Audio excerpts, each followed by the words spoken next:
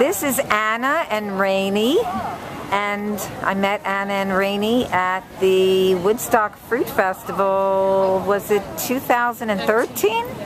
2013, I think I met them, and they got married at the Woodstock Fruit Festival 2014. It was like the most exciting event of the week. And so Anna and Raini, how long have you been living on raw plant foods? I can do it. It's not yours more exciting. So I was doing mostly raw. I started like 5 years ago, and I've been like high fruits for about, this is my 3rd year. I've been eating almost 100% raw for the last 8 years, with a few slip-ups. About 4 years ago, I ate a little bit of cooked food in between a transition period between high-fat raw and fruitarianism. I ate hardcore 100% gourmet high-fat raw for about 4.5 years, and then I went down to Uruguay with my vegan friend and kind of ate a little bit of vegan food with him. Felt awful and kind of did a little bit of experimentation of what made me feel the worst and what made me feel better, and I found that like simple cooked carbohydrates made me feel the best as far as cooked food. And so I sort of just translated that into raw food and just started eating mostly fruit, and felt way better than raw food diet, which is already way better than a standard American diet. Right, and that's definitely what I've found is the way to go also. Eating simply. Eating very simply and eating food that's just easy to digest like fruit is. And so now, the two of you live in Brazil. Yes. Right? Anna is Brazilian, and you live in Brazil, and are you able to easily live this lifestyle in Brazil? You can talk, you can say it. Yeah, it's even, we live in the southern part of Brazil, which is subtropical and high elevation, so you can't grow much tropical fruit there.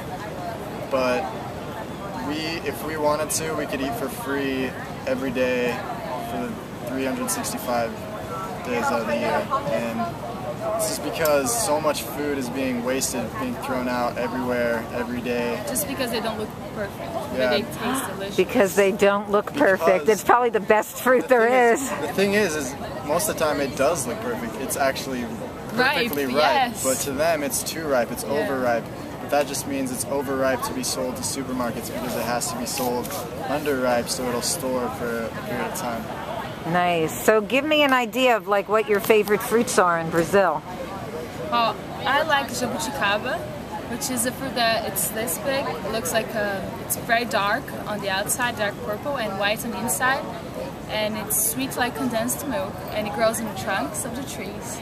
There's one that I like a lot, it's called Siriguela, that it's quite shaped like this. Wow. And it's dark orange, and it's very strong, like a passion fruit would be, but not the same acidity. It's delicious. There's that one that grows in front of my house. That's called, that's the pitanga. I don't even think I've heard of those two fruits that you're talking It's very about. delicious too. It's very tropical. It's subtropical. It looks like a cherry shaped like a pumpkin. Yeah. It's like Cupuaçu, remember? That tastes like, it's tangy like yogurt. It's creamy and white. It has a very hard shell, like a coconut would. it tastes like yogurt. It's like Wow. Yeah, it's just amazing. It's Nice. tangy and sweet. Nice. And do you have a raw food community in Brazil? Not really. There's like one guy doing fruit-based raw stuff, and a lot of his stuff is gourmet even. So you're really doing the simple raw food lifestyle Yeah. on your own. Yeah. Trying Yeah. to promote like the most simple possible. Like meals, just do one fruit. Like, don't combine too much, because I think that's how we feel the best. Yeah. We do like the gourmet things, but then you just feel like kind of. Then you don't feel tired good. and sluggish. Then you go back to the mono meals. Sure, yeah, that's the best. Yeah, that's amazing. And so what's wonderful here is that you're a couple, there's two of you, and you're on the same page. many people, when they come to the raw food lifestyle, if they have a spouse or a boyfriend, very often the one is vegan, the other one isn't, and one is raw vegan, the other one is against it. And so how is it on a daily basis to have that kind of support from each other? It's really great. It's priceless, I guess. Yeah, we didn't even think about it. I remember when I was just like living with my family, and they would get like, if we would go to an event, I had to prepare my food, and they're like, oh, we have everything, don't worry about it. And they would just get too worried about me, or like annoyed if I take too much time preparing things. And for us, it's just, I mean, it's not an issue at all. We just prepare foods together. Raini makes awesome sauces, wow, which is great for me. I'm very lucky. Yeah.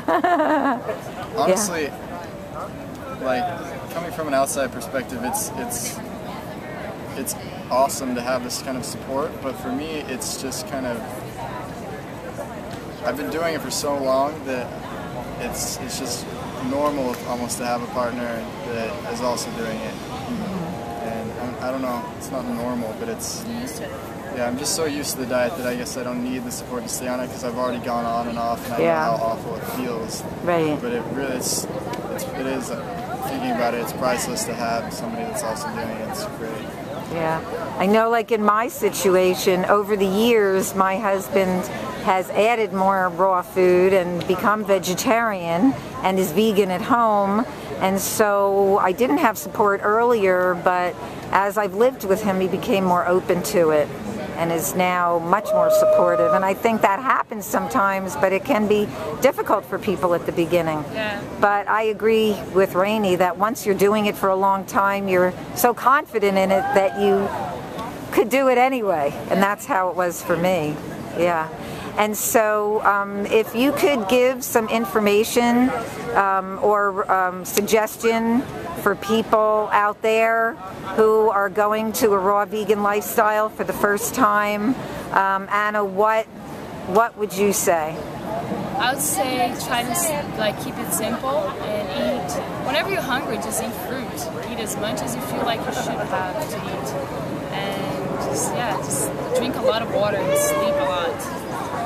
Exercise. Yeah, sleep and exercise go with it. It's everything, you know? It's the whole life principle. What about you, Raini? What would you say? Same thing. Also, if you have cravings, just realize that you're probably either undercarbed, or you're probably just undercarbed, and just eat some fruit. But if you want to eat some fat or something, don't be afraid to. Don't go eat. If you put too many restrictions on yourself and feel too restricted, then it's probably not going to be a sustainable diet for you, because then you're going to look at the diet as a bad thing and you're going to just leave it. And so if you want to eat some more fat, some more avocados, don't be afraid of that.